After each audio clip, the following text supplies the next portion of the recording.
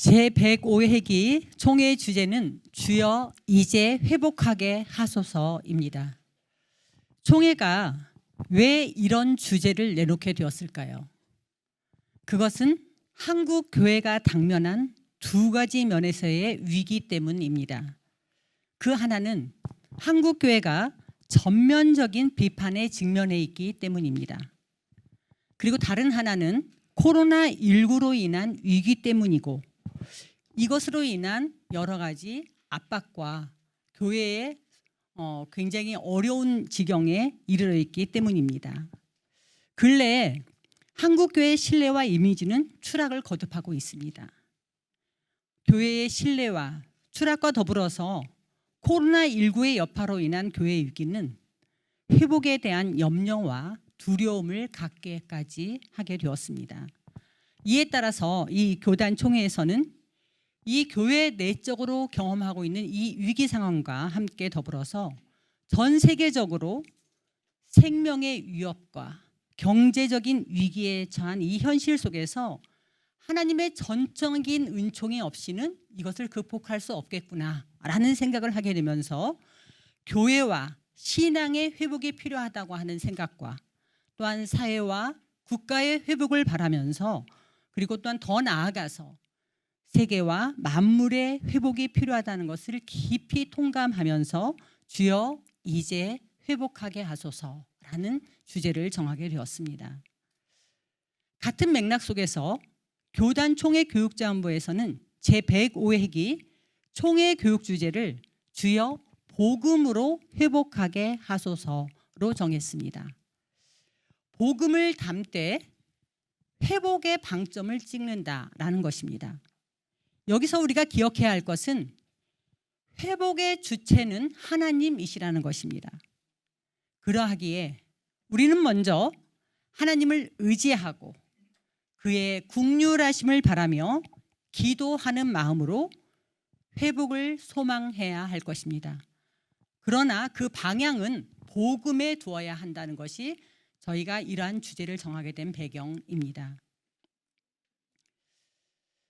복음으로 회복하기 위한 출발은 회복이 필요한 현실 인식에서부터 시작해야 된다고 여겨집니다. 현실 인식 첫 번째는 회복이 필요한 사회 문화입니다. 코로나 이전에도 유통과 소비 시장에 국한해서 그 비대면 문화가 서서히 확장되고 있었습니다. 저희 세대만 해도 옷을 하나 사도 본 매장에 가서 입어보고 긴지 짧은지 다 보고 사지만, 젊은 세대들은 홈쇼핑이나 온라인으로 많은 옷을 사왔고, 또 그뿐만 아니라 많은 물건을 살 때에도 굉장히 다양한 방법으로 구입하는 걸 볼 수 있었습니다. 그런데 올해 코로나19가 되면서 이 비대면 문화가 이 유통시장에 그치지 않고 종교, 문화, 교육, 비즈니스, 직장생활, 여행, 의료 등 사회 전반에 걸쳐서 굉장히 빠른 속도로 증폭되고 있습니다. 수년 동안 조금씩 확장해 오던 이 비대면 문화가 코로나19로 인해서 티핑 포인트를 맞이한 것입니다. 이 티핑 포인트라고 하는 말은 예상하지 못한 일이 갑자기 폭발하는 그 지점을 말을 하는데요. 바로 코로나19가 티핑 포인트가 되었다는 것입니다. 오늘의 현실 인식 두 번째는 모바일 미디어 시대가 도래되었다는 것입니다. 작년에 조사한 미디어별 이용률을 조사를 해봤습니다. 물론 여전히 TV를 이용하는 사람이 많았습니다. 아마 전반적으로 전 세대를 대상으로 했다고 보았을 때 연세가 많으신 분들은 주로 TV를 이용하실 것입니다. 그러나 모바일 인터넷과 카카오톡 같은 메신저 서비스 이용률이 거의 그 뒤를 따르고 있습니다. 특히 유튜브가 엄청난 속도로 그 성장하는 그 수치를 보이고 있습니다. 최재봉 교수가 쓴 책 중에 그 포노 사피엔스라는 말이 있습니다. 이 포노 사피엔스는 이 핸드폰과 이것을 사용하는 인간이 그 진화하는 과정으로 이렇게 재미있는 말을 만들어냈는데요. 이제 스마트폰이라고 하는 것은 과거에는 어린 아이들에게도 스마트폰을 줘야 하나 말아야 되나 이게 고민이었지만 이제는 그런 고민을 할 수 있는 상황이 아니라는 겁니다. 모든 세대가 스마트폰을 갖지 않으면 소통이 안 되는 시대를 살아가고 있다는 거죠. 결국 스마트폰은 인간에게 뇌가 되고 인간의 손이 되고 그래서 결코 우리 삶에서 떼놓을 수 없는 그러한 분리해서 살 수 없는 그런 존재가 되어버렸다는 것입니다.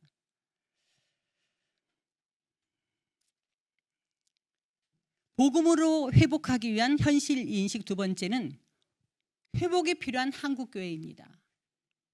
코로나 이전의 한국교회 현실에 대한 조사를 했습니다. 한국교회 신뢰도를 조사를 했는데요. 개신교의 경우에 보면 영향력은 있지만 그다지 긍정적이지 않다라는 평가입니다. 신뢰도가 매우 낮은 것으로 나타나 있습니다. 코로나와 함께 가고 있는 지금은 위드 코로나 시대라고 이야기를 합니다. 이와 같은 오늘의 한국교회 현실에 대한 조사가 2020년 8월 아주 최근에 있었습니다. 이때 종교 영향도 및 종교에 대한 인식 조사를 했는데요. 종교별로 이미지에 대한 그러한 그 조사를 했습니다. 과거에 비해서 불교나 가톨릭의 경우에는 변화가 없는데 개신교는 더 나빠졌다가 63%나 되는 것으로 나와 있습니다. 종교인별, 개인에 대한 그 이미지도 좋지가 않습니다. 불교나 가톨릭에 대해서 종교인에 대해서 어떤 이미지를 갖고 있느냐라고 물으면 온화하다, 따뜻하다 그런 이미지를 가지고 있었다면 개신교인에 대해서는 거리를 두고 싶다, 이중적이다 이러한 부정적인 이미지가 자리 잡고 있는 것으로 나타나 있습니다. 복음으로 회복하기 위한 세 번째는 회복이 필요한 만물입니다. 오늘날 우리 인간을 비롯한 지구 생명체들이 매우 심각한 위기를 경험하고 있습니다. 인구가 증가하고 있고 그러면서 동시에 기아 문제가 심각합니다. 핵 전쟁의 위기를 늘 경험하고 있습니다. 기후가 변화하고 있고 또한 인수 공통 전염병, 가정의 붕괴, 경제 양극화. 정말 이제는 부자는 갈수록 더 부자가 돼서 그 부유함이 상상할 수가 없고 가난한 사람은 과거에 비하면 부유하다고 느낄 수 있을지 모르지만 상대적인 빈곤감은 대단한 것으로 여겨집니다. 또한 자원의 고갈 등의 문제도 심각한 문제가 되고 있습니다. 온 인류의 존립 자체를 염려하지 않으면 안 되는 시대가 되었다는 겁니다.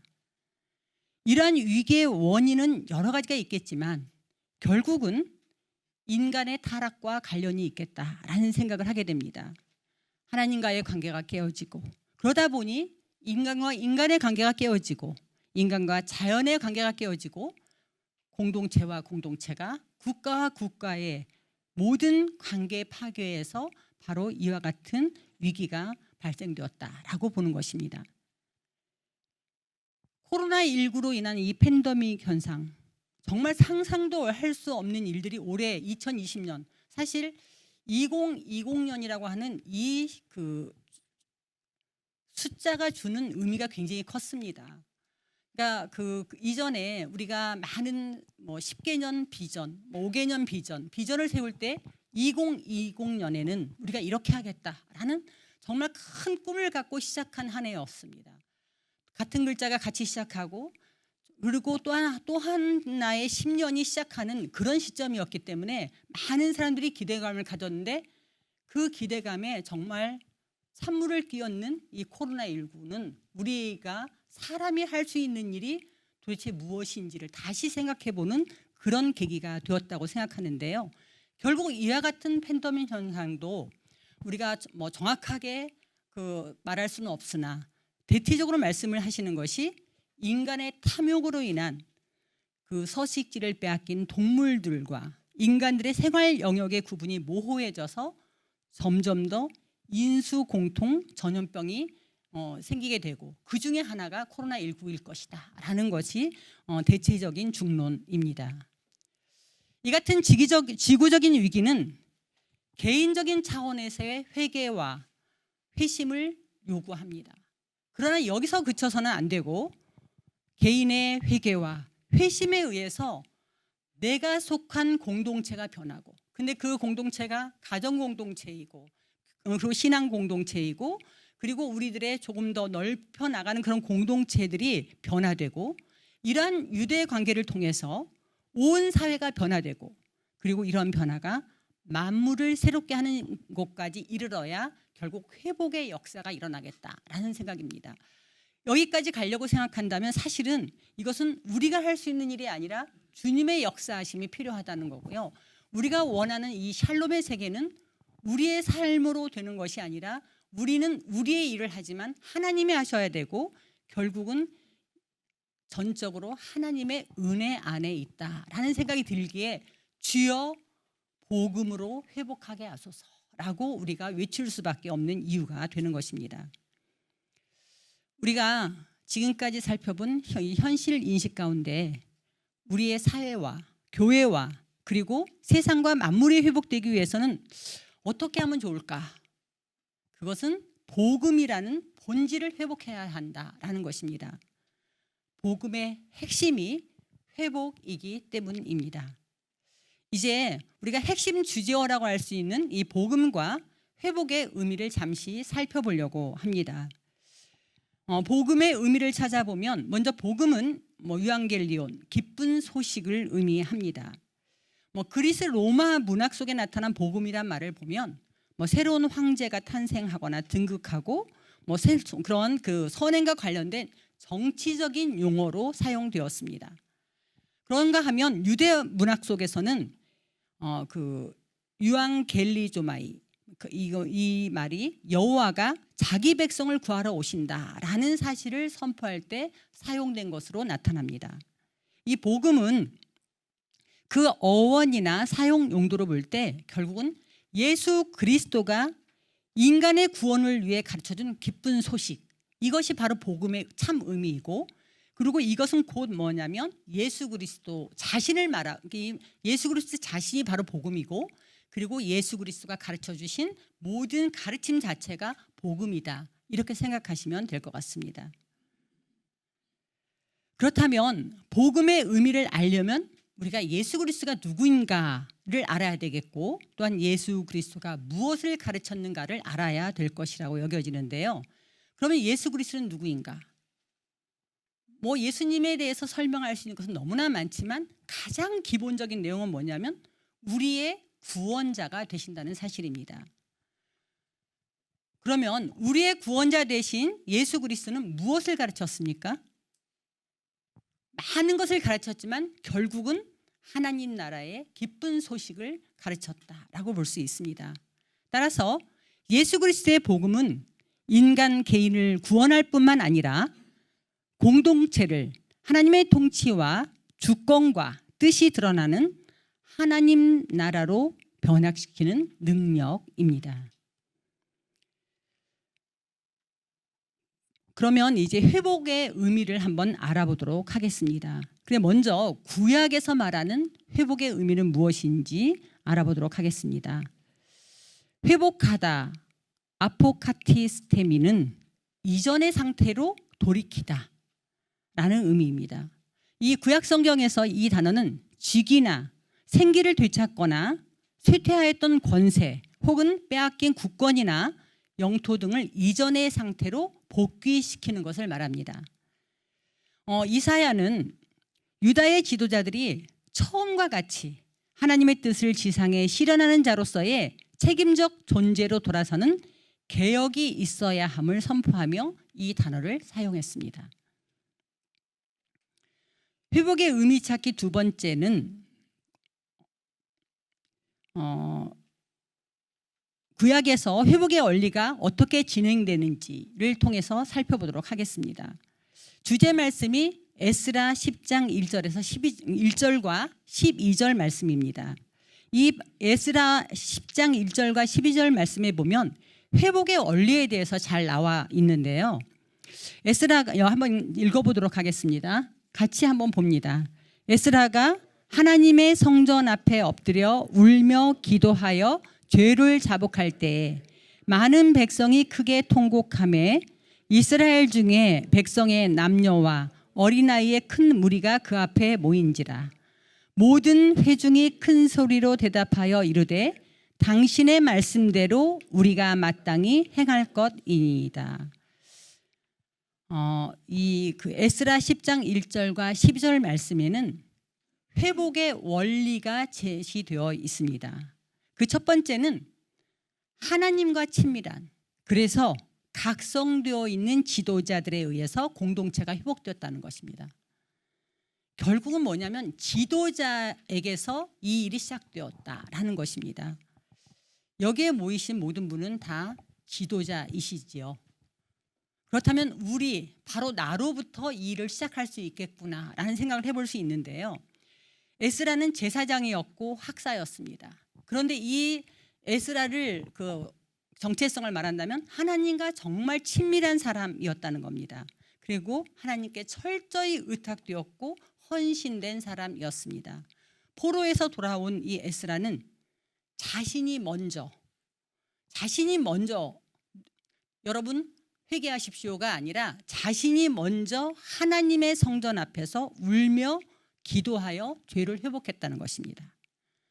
이에 따라서 백성도 그것을 보고 회개하고 결단하여 결국 결과를 보니까 그 백성이 부흥을 이루게 되었다라는 것이 12절의 말씀입니다. 지도자가 먼저, 그러면 그 백성이 따라오게 되어 있다는 겁니다. 교회의 사역자들이, 교회에서 섬기는 교사가 먼저 회개하는 역사가 일어나야 그 이어서 그 백성들이, 어린 생명들이 회개하고 결국은 회복의 역사를 경험할 수 있게 될 것입니다. 두 번째는 예배가 회복되었다는 것입니다. 포로 귀환 후에 에스라가 가장 먼저 한 일은 성전을 재건하는 일이었고, 이어서 제사, 다시 말하면 오늘날의 말로 표현한다면 예배를 회복하는 일이었습니다. 사실 포로에서 귀환했다고 하는 것은 허허벌판과 같은 그곳에서 살 집이 필요했을 것이고, 먹을 것이 필요했을 것이고, 또한 이웃이 필요했을 것이고, 굉장히 삶을 위해 필요한 것들이 많았을 거라고 생각을 합니다. 그럼에도 불구하고 에스라가 가장 먼저 한 것은 하나님의 성전을 재건했고 그곳에서 예배를 회복하는 것에 가장 우선순위를 두었다는 것입니다. 에스라는 엄격하고 완전하게 예배를 시행해서 공동체 회복의 시발점을 만들었습니다. 사실 과거에도 코로나 이전에도 너무 많은 예배들이 그리고 형식적인 예배가 되지 않았나라는 반성을 더 이 코로나19로 하게 되는 것 같습니다. 코로나19로 많은 사람이 걱정하는 것 중에 하나는 뭐냐면 온라인으로 예배를 드리면서 과연 그 사람이 어떤 자세로 예배를 드릴까? 정말 예배를 드릴까? 예배를 시청하는 것은 아닐까? 그리고 이것이 계속되어질 수 있을까? 그리고 시간이 지나서 이 사람들이 교회로 돌아올 수 있을까? 신앙의 성장과 성숙이 있을까? 굉장히 많은 두려움과 걱정이 많이 있습니다. 그런데 여기서 우리가 생각해 볼 것은 예배 회복이라고 하는 것을 통해서 정말 오늘 이 교육 주제가 주는 이 회복의 원리 속에 예배 회복을 위해서 이번 한 해기 동안 우리가 어떻게 고민하고 어떻게 기도하고 어떻게 우리 다음 세대들과 같이 갈지를 정말로 많이 생각하는 그런 시간으로 가져야 될 거라고 생각을 합니다. 그런데 여기서 중요한 것 중에 하나는 뭐냐면 이렇게 해서 예배가 회복되니까, 그러니까 이 예배의 회복은 곧 이어서 하나님의 말씀의 주권의 선포가 이루어지게 되고 말씀에 순종하는 일이 일어나면서 그 백성들이 하나님의 백성으로서의 정체성을 회복하고 거룩성을 회복하게 되었다는 거예요. 결국 예배로부터 모든 것이 시작될 수 있겠다라는 생각입니다. 그래서 결국은 정말 복음으로 회복하기 위해서는 먼저는 지도자들이 회개하고 각성해야 된다.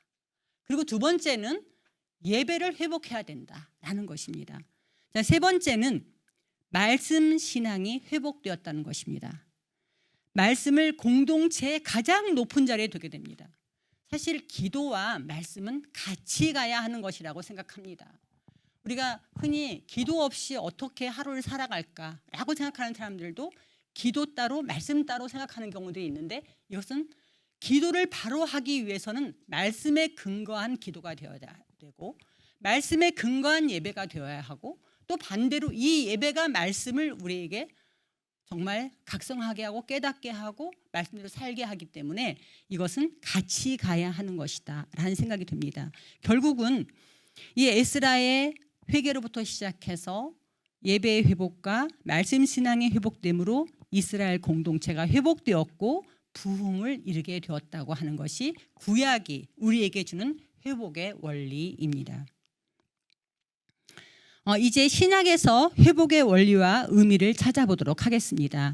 신약 성서의 주제인 사도행전 3장 19절에서 21절 함께 읽어보도록 하겠습니다.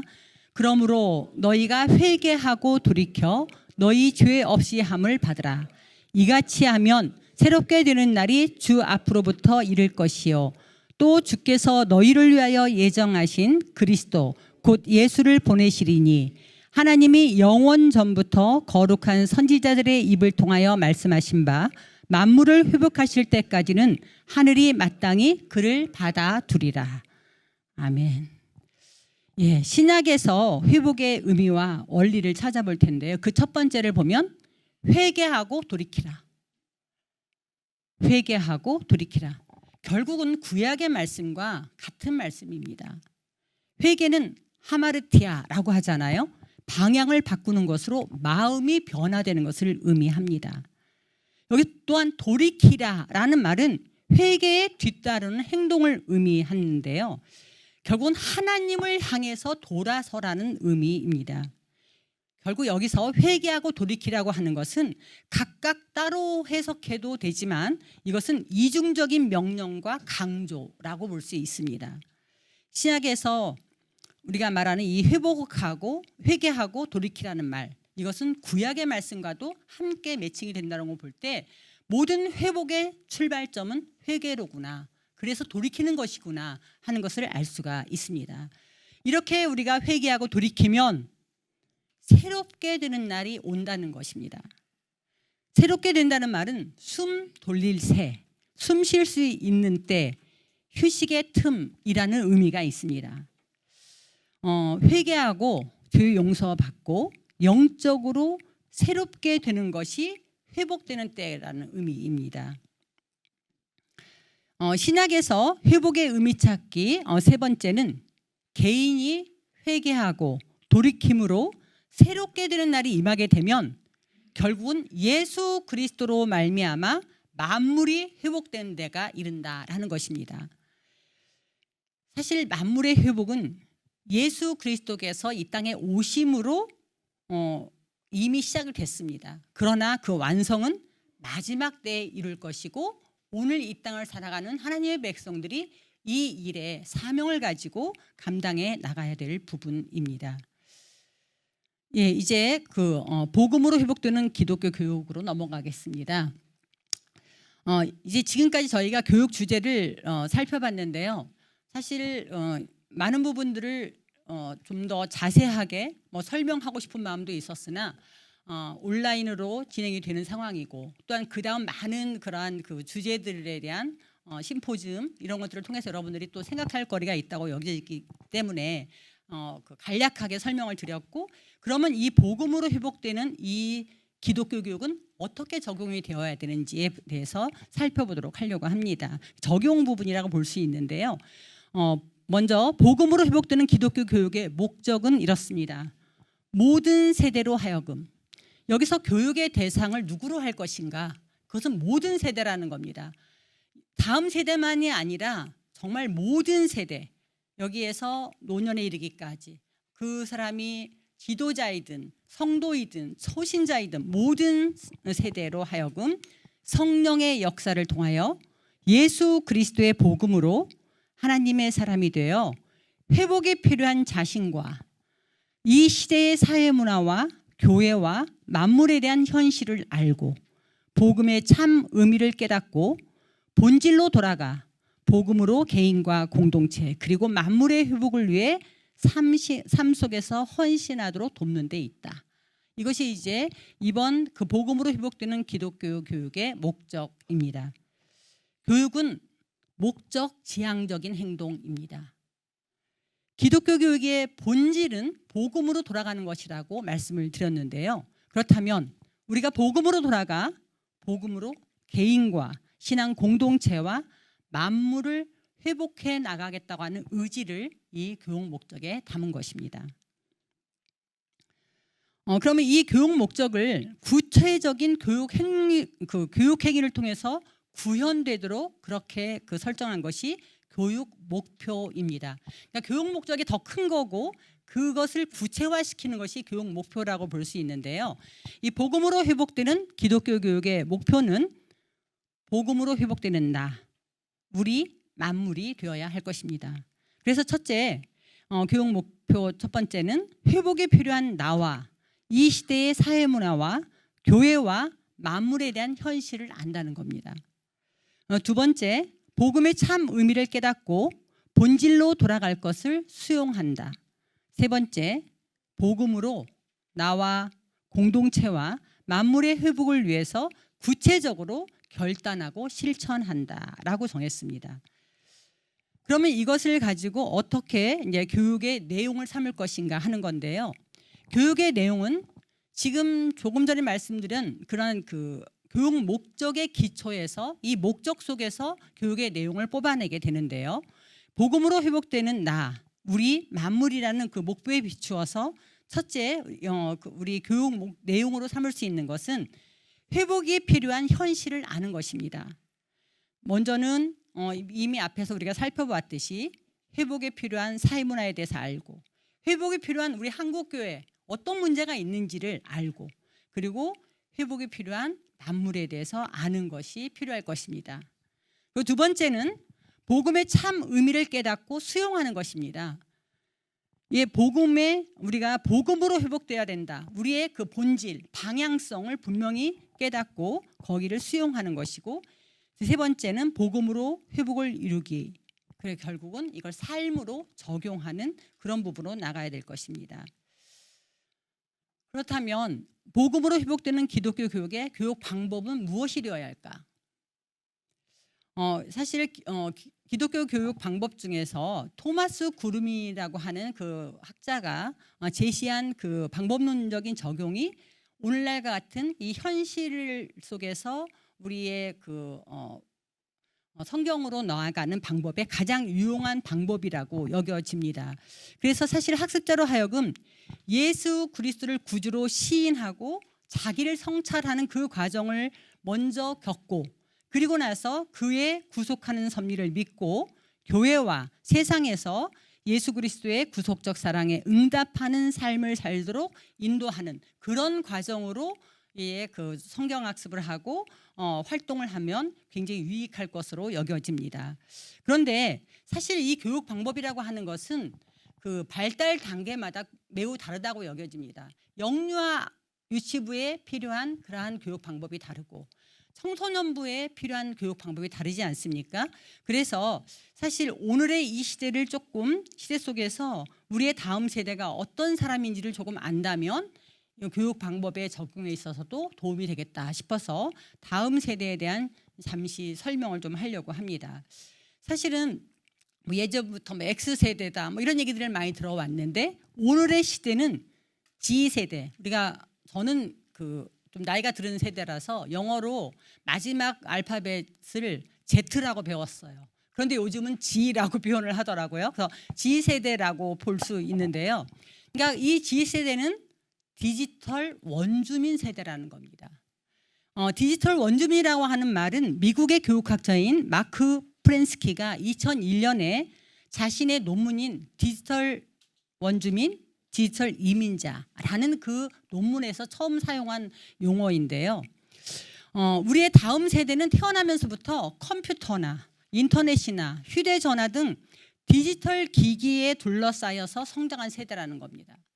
사실 어린 아이들을 달래고 집중시키기 위한 방법이긴 하지만 아주 어린 아이들도 핸드폰을 보고 그리고 뭐 아이패드를 켜놓고 뭔가를 보게 하면서 아이 돌보미용으로 쓰기도 하고 하면서 아주 어린 아이들이 태어나면서 디지털 기기에 둘러싸여 있다고 보는 것입니다.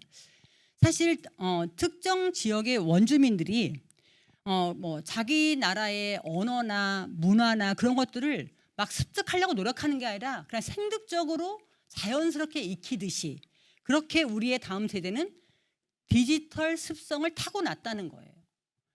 아마 엄마가 아이 뱃속에 있을 때 뭐 컴퓨터 게임도 하고 그리고 뭐 TV도 보고 그리고 막 각종 그 디지털 기기들을 사용했던 것을 아이들이 태교에도 아마 영향이 되었을 것이고 태어나자마자 보이는 모든 세계가 디지털의 세상이라는 거예요. 그러다 보니까 이 아이들은 디지털 습성을 타고났다라고 표현할 수 있게 되는 겁니다. 이 세대를 보통 1980년에서 2000년 사이에 태어난 세대를 우리가 디지털 원주민이다 이렇게 표현을 하는데요. 반면에 그 이전 세대는 아무리 노력해도 아날로그적 취향을 떨치지 못한다는 거예요. 어찌하다 보니 제가 그 총회에서 오랜 세월을 이렇게 정말 섬기면서 제가 뭐 한 거의 20여 년 전에 처음 아이패드가 나왔을 때 그 저희 부서의 총무님이 간사들한테 전체적으로 아이패드를 하나씩 다 이렇게 후원받아서 나눠줬어요. 그래서 아이패드를 접하게 되면서 야 이게 너무 그 편리하고 좋더라고요. 그래서 그 뒤로 아이패드 2, 그래갖고 이 아이패드 프로까지 계속 진화하면서 이제 제가 이제 이것을 쓰고 있는데 그렇게 해서 쓰다 보니 이것이 익숙해지고 편안해졌어요. 그런데 이제 그 총회의 직원이 그 한 2년 전에 한 직원이 들어왔는데 젊은 사람이에요. 그런데 제가 이제 이것을 쓰고 있는 걸 보면서 그때 그 당시 이제 훈련 원감이었는데 원감님 굉장히 젊으시네요 감각이 이렇게 말을 해요. 그런데 그것은 흉내에 불과하다는 거죠.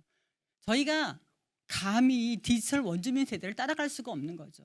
그리고 저도 무언가 핸드폰을 새로 바꾸고 뭘 해도 떠듬하지. 그리고 이게 어떤 것들은 정말 오래 제가 자존심이 강해서 아이들한테 잘 안 물어보는 편이거든요. 그리고 제가 다 유튜브를 보고 그대로 뭐 이렇게 자료도 옮겨보고 그리고 이제 그 칩 유심칩도 바꿔 끼우고 해요. 근데 저희 남편 저하고 1살 반밖에 차이 안 나는데 아이한테 맡기거든요.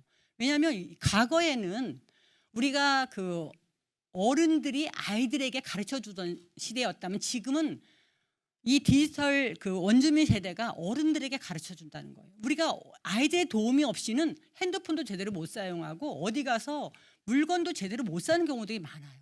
그리고 무슨 정보도 알 수가 없어요. 그러니까 아이들은 굉장히 빠르게 합니다. 어떤 때 아이들이 제가 유튜브를 봐도요. 정직시켜 놓지 않으면 그걸 따라갈 수가 없어요. 굉장히 빠르게 이야기를 합니다. 그런데 그걸 그대로 따라가려면 못 따라가기 때문에 멈춰놓고 해놓고 안 되면 다시 해보고 그다음에 다시 시작하고 이렇게 하지 않으면 안 되는 거예요. 그런데 그것도 안 되는 세대가 많아요.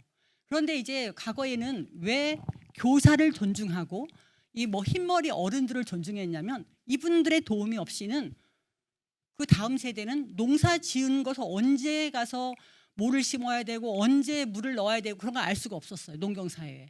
이분들이 그냥 그 살아있는 교과서고 요즘으로 말하면 살아있는 인터넷인 거예요. 이분들이 다 줄줄줄줄 그 입에서 나오는 대로 해야만이 농사를 지을 수 있고 밥을 해서 먹을 수 있고 옷을 지을 수가 있었다는 거예요.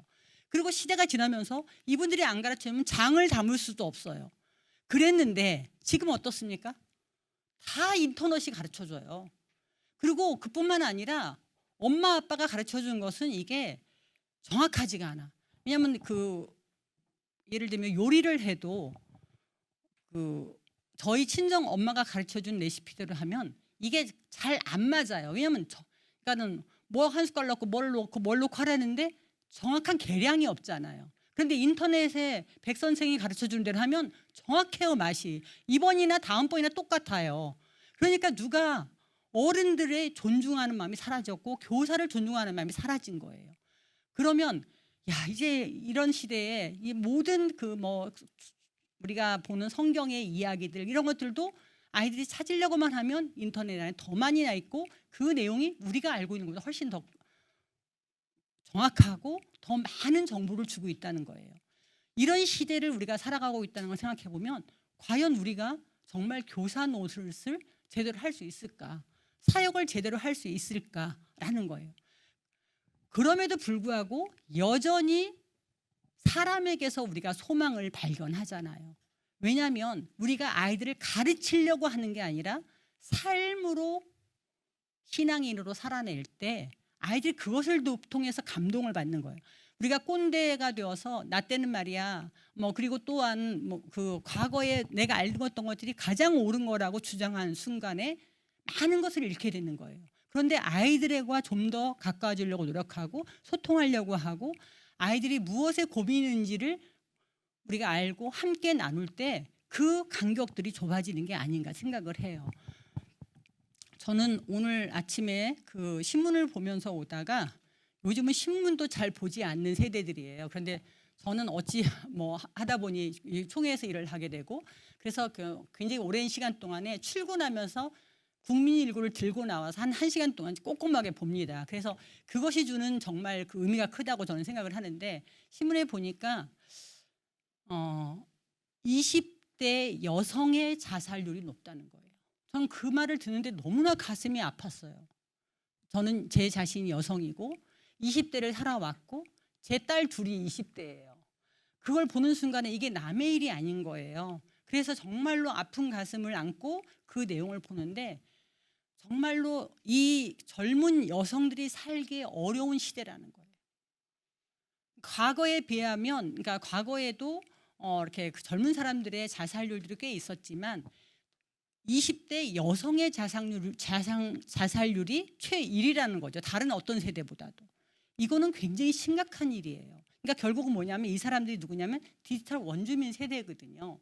그런데 이 사람들에게 이 세대가 소망이 없는 거예요.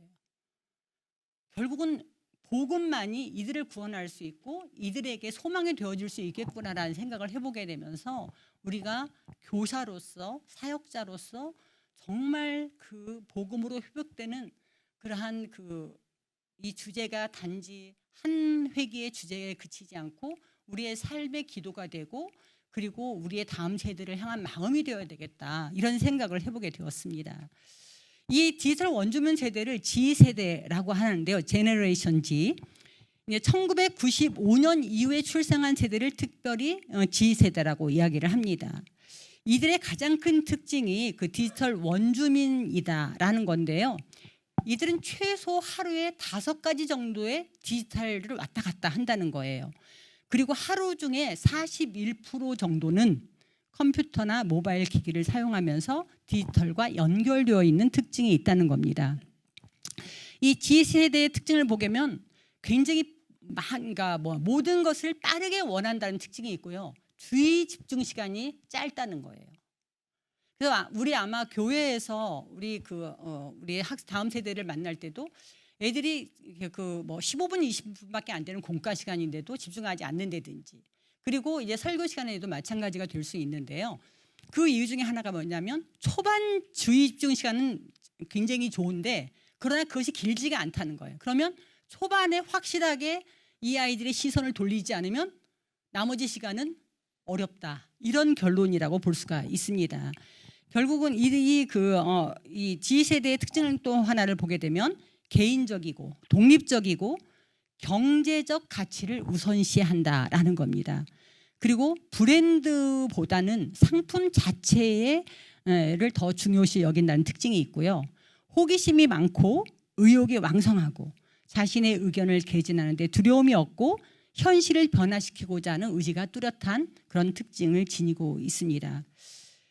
이 디지털 원주민 세대인 이 G세를 교육함에 있어서 디지털을 활용해서 교육의 방법을 찾는다고 하는 것은 이거는 새로운 방법도 아닌 것, 너무나 당연하고 지극히 당연한 일이 되었다라는 거고요. 이런 부분을 저희 총회교육자본부에서도 고민을 많이 하면서 저희 직원들이 새로운 그러한 디지털 기기들을 사용할 수 있는 방법들을 고민하고 있고 그리고 제공하려고 노력하고 있습니다. 그러면 다음은 이제 교육의 장입니다. 이제 교육의 장이라고 하는 것은 교육이 일어나는 현장을 말을 하는데요. 전통적으로 기독교 교육의 장은 교회와 가정과 학교와 사회였습니다. 그러다 오면서 근래에 들어오면서 사이버 공간도 교육의 장으로 넣어왔었는데 올해 이제 코로나19는 이것을 더 크게 확대시켜서 이 사이버 공간 자체를 절대 빼놓을 수 없는 그런 필수적인 공간으로 삼게 되었고, 지금 우리도 마찬가지로 이 오프라인과 온라인, 다시 말하면 온라인으로 그렇게 지금 교육이 이루어지듯이 앞으로의 교회도 그와 같이 가지 않겠는가 하는 생각을 해보게 됩니다. 이제 말씀을 이제 전체 그 주제 강의를 마치려고 하는데요. 사실 이스라엘 나라가 에스라 그 시대에 그 회복하게 된 것이 하나님께 철저히 의탁된 지도자 에스라의 회개에서 시작되었다는 것입니다. 결국 우리 한국 교회, 우리의 신앙 공동체의 회복, 그리고 나아가서 만물의 회복은 성령에 사로잡힌 바로 나, 누가 아니라 바로 나에서 시작되어야 한다는 겁니다. 그러니 이제 우리는 회개하고 돌이켜 복음으로 돌아가 회복의 역사를 바라보아야 할 것입니다. 성령의 역사를 통해 나와 공동체와 만물이 회복됨을 소망하는 그러한 한 회기가 되기를 바랍니다. 본질로 돌아가서, 본질에 뭐라고 그랬어요? 바로 복음이라고 했습니다. 복음으로 돌아가면 됩니다. 그러면 우리는 복음으로 돌아가면 되고 결국은 우리 주님이 일하실 것으로 믿습니다. 예, 수고 많으셨습니다. 고맙습니다.